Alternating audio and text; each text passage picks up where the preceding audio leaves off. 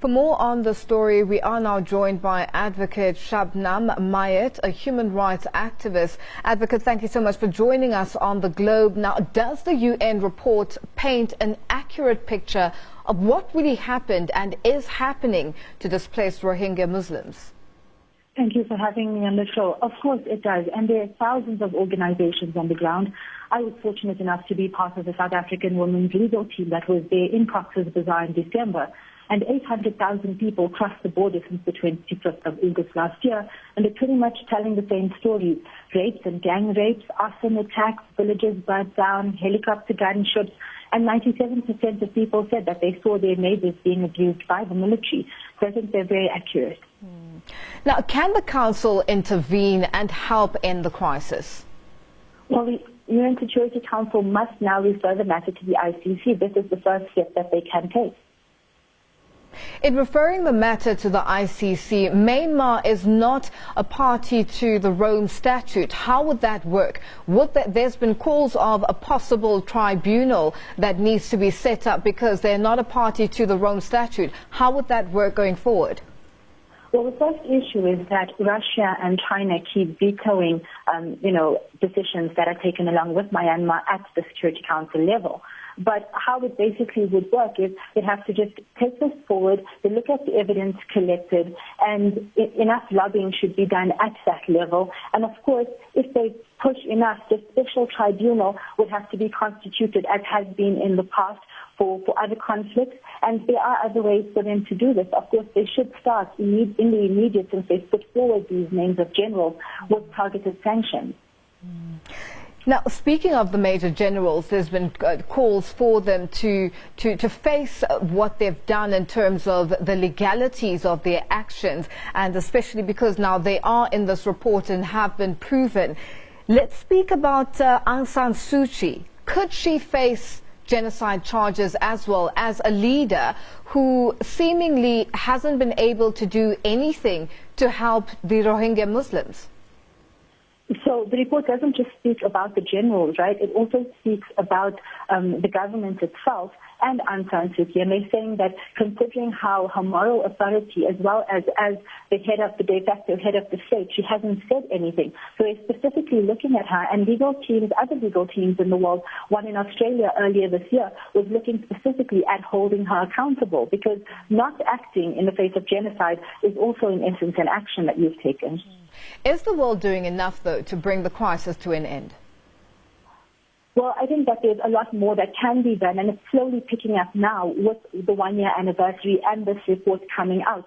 But in terms of the collection of evidence, the targeted sanctions, coming before the tribunal, making the Security Council send this to the ICC. And of course, the other thing is that countries who are signatories to the Rome Statute or those that use universal jurisdiction, nothing stops them from bringing matters in their own national jurisdictions on this issue. Because when it comes to genocide, crimes against humanity and war crimes, these become the responsibility of every state in the world. Now, Advocate, can the government and officials of Myanmar use the fact that in putting the report together, the UN Council did not manage to go into Myanmar itself and see firsthand, but these were accounts of interviewees that they spoke to and imagery of, pictures that they managed to get. Could they not be able to defend themselves using that against the Council itself?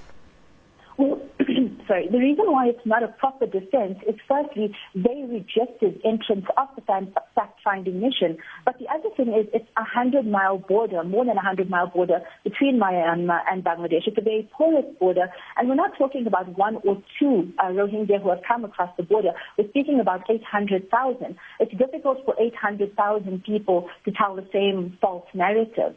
So the other thing is the ICC is currently looking at the jurisdictional issue, which you mentioned earlier, and they're saying, well, Myanmar is not a state party, however, Bangladesh is. And even though the Rohingya were subject to terrible brutality in Myanmar, this forced them or displaced them because they crossed the border into Bangladesh. And since Bangladesh is the state party, this gives the ICC jurisdiction, and this is something that the pre-trial chamber is currently considering.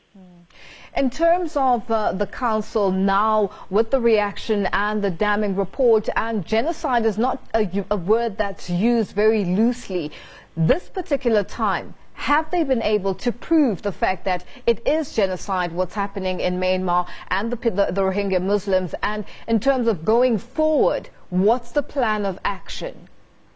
Well, if you look at what the report's saying, it's saying genocidal intent.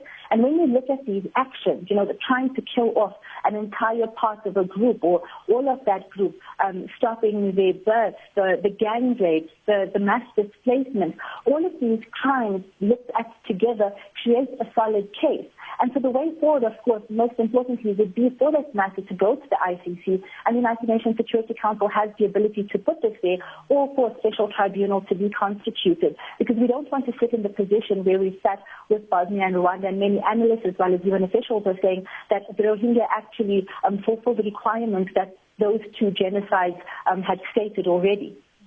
I know we touched on this a bit earlier, but I'd just like to go into it, where the report finds that Aung San Suu Kyi has not used her de facto position as head of government nor her moral authority to stem or prevent the unfolding events in Rakhine. Why do we think, what is the biggest issue here? This is a Peace Prize laureate, a Nobel Peace Prize laureate. What is going wrong in terms of her fight this time around?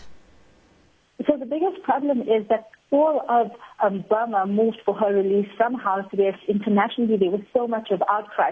And many of the Rohingya, of course, called for her release as well. And in the minute she was released, she literally said nothing. So the Rohingya have been suffering terrible discrimination at the hands of their government since the late 70s. Their citizenship was revoked in 1982, right?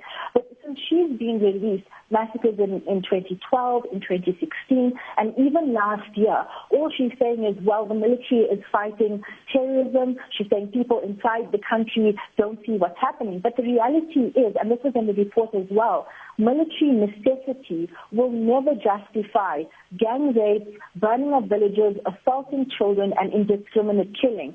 Every reaction that the military has made has been grossly disproportionate to the threat they claim to be fighting. Are we likely to see the trial or the court date being set at any point in time in terms of the turnaround with regards to dealing with the crisis in Myanmar? Well, with China and Russia continuing to veto decisions, our hope can be that their minds change and enough lobbying is done. But what we can definitely hope to see very soon is a special tribunal being constituted. And this is what activists around the world are hoping for. But of course, a lot of it depends on civil society moving forward and ordinary citizens not remaining silent in the face of genocide.